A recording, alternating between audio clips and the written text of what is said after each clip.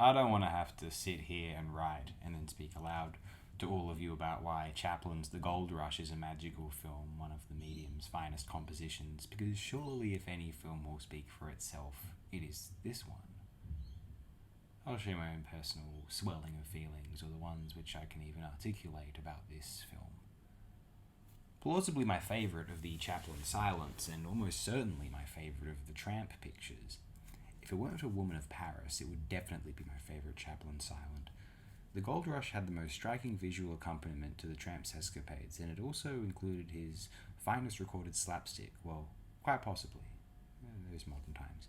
I find it fascinating how the film was initially shot outdoors near Truckee, California, although Chaplin abandoned most of the footage and had elaborate Klondike sets constructed in his Hollywood studio, which look spectacular. They may not look necessarily real or authentic, although it suspends one's disbelief, partly due to the animated proceedings taking place amongst them, and they provide an excellent framework for the actions of the narrative to unfold before us. Chaplin's The Gold Rush emerges from, encapsulates, is the epitome of a certain wholesome, silent-era cinematic totality, a film which both expands the grammar of the medium, impressing his peers and critics, and exists too for the audiences of the world to be bewitched at such a holistic, sincere, and fluid vision.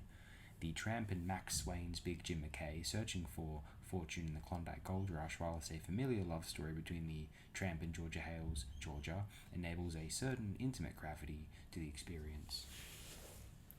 The appeal of the Chaplin Tramp's Silence is surely their prioritization of the purely visual, giving the films a cross-generational appeal unapparent for even the Marx Brothers or W.C. Fields of the subsequent sound canon. Of course, this ought to be stated about silent comedies in general, Keaton, Laurel, or Lloyd, yet Chaplin's gentle ferocity of movement, the animated precision of his motions, and his innocent relatability render the Tramp a comedic icon which generations today still find surprisingly pretty damn funny, or at least including my memories of a classroom in 2010 consisting of students turning mostly 14. Proved to me this, where even 1980s comedies, which were enormous in their day, do not inspire remotely comparable smirks in a cynical younger audience. Now I'd like to read aloud this essay which was commissioned in 2017 by, if I'm not mistaken, the Library of Congress's National Film Registry. This is an essay on the Gold Rush written in collaboration by Darren R. Reed and Brett Sanders. Here we go. There is a moment in the Gold Rush which captures the essential tone of the film.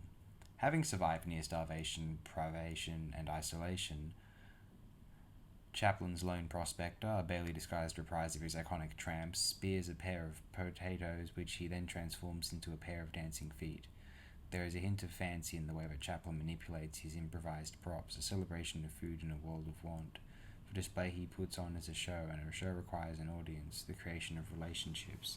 It is a moment in which the return of normalcy, the mundane, is celebrated, and so the film underlines its deconstruction of the American pioneer, reveling not in grand adventure, but the lived experience of the impoverished and the desperate. Considering its name, there is remarkably little wealth on show in the Gold Rush. There are dilapidated cabins, worn and broken equipment, and weather-worn faces of plenty, but little evidence of that around which the film ostensibly revolves. Indeed, the early part of the film evidences murder, abandonment, and abject desperation, albeit wrapped in masterful and ironic comedic routines.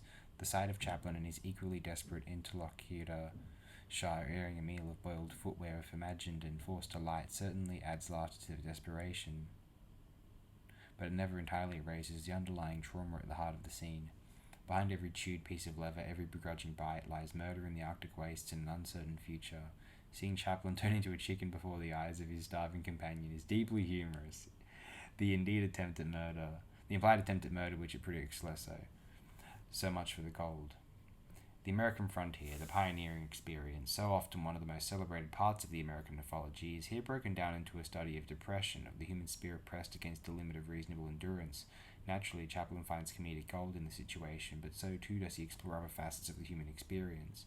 Friendship and comradeship is forged in the heart of desperation. The essential interpersonal spirit is reinforced even in the face of abject failure, but rarely is it glorified.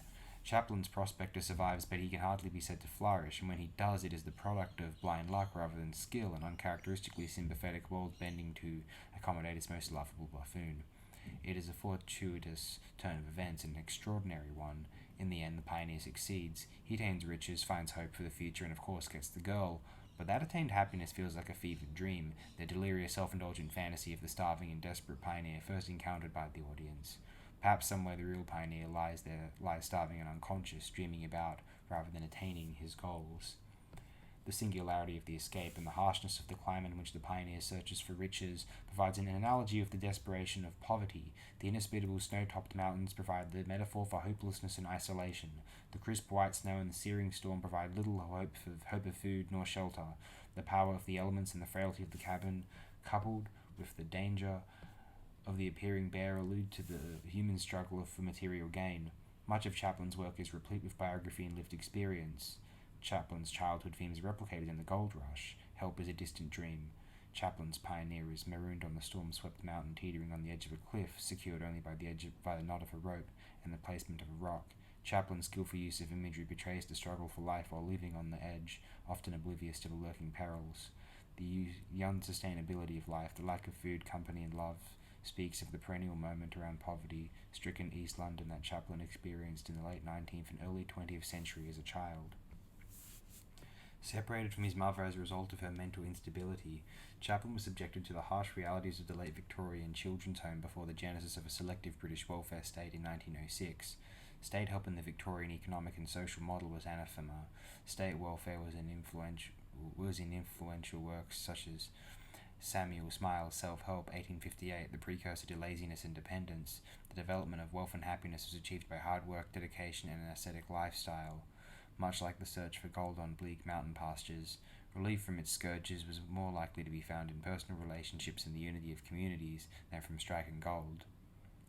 Chaplin's comedic ballet atop the mountain resonates with communal efforts of escapism from treacherous surroundings. He and his companions are saved from certain death by personal relationships, the same narrative of surviving the harsh conditions for working-class Victorian Britain. A film about the American pioneer becomes instead a study of universal poverty underwritten by first-hand experience. Careful, if not always perfect, execution gives life and levity to those otherwise weighty themes. There is beauty in the film's photography, particularly the rich, busy, but elegantly composed shots of in the tavern. In that space, Chaplin's pioneer is framed by pillar and post, his form standing in the lonely foreground. In the back, a happy ensemble dances and drinks and carouses. The comedy is almost perfectly realized. Confrontations emphasize the pioneer's inherent cowardice, his unsuitability for life in the wilderness, whilst luck, and at least a little guile, once again happily carry him through the day, turning the disaster that is the life of the impoverished into the stuff of working-class laughter and escapism. Still, for all its successes, the film does not always succeed in attaining the depth of some of Chaplin's other feature-length films. It is certainly funny and it has a heart, but not one as large as 1921's The Kid. The Kid is amazing, but I prefer The Gold Rush. The Kid, overly sentimental for me. It feels like a bit of a forced idea, frankly. A bit like Kurosawa's Akira a few decades later. Anyway, that's my ostensibly belligerent take. There is a social commentary, but it does not cut with the same razor-sharp acumen as 1941's The Great Dictator, nor does its pathos come close to touching 1952's Limelight. Limelight's an interesting case there, pathos. Well, that's kind of a creepy film when we think about it. The Great Dictator, I'm not as huge on. Social commentary for the sake of it can be overrated. Some of the slapstick in The Great Dictator is incredibly strong, although I find it's trite. It's just obvious. I mean, what insight is shared within The Great Dictator? If that's meant to be an insight, I don't know what you people needed to know about. Maybe I'm too cynical. But if The Gold Rush fails to succeed without qualification, it is a reflection more of Chaplin's other successes than it is any failures he made with his film. If the social commentary here is not always as sharp as in some of his other films, the comedy redeems it. If the setting is not always as vibrant as those Chaplin had attained in the past, a new set of camera tricks and special effects compensates for that shortfall. The gold rush is not then an unqualified success. Yes, it is, but that does not mean that is not wonderful. Like so much of Chaplin's work from the 1920s and 1930s, it combines whimsy and pathos with a sharp appreciation for life below the poverty line. It reveals an expertly realised humour to draw out sympathy for its characters and ultimately all of those who suffer as Chaplin did during his childhood in London. Despite being a film about the life of American pioneers, it remains unable to escape the shadow cast by its creator's own history of poverty and desperation. It is an escapist fantasy, rooted in traumas of the past, deeply felt and never set aside. It is then a film about space and character, and it is a gentle revenge fantasy, the dramatization of blind luck and the buffoon. It is, in other words, quintessentially Chaplin.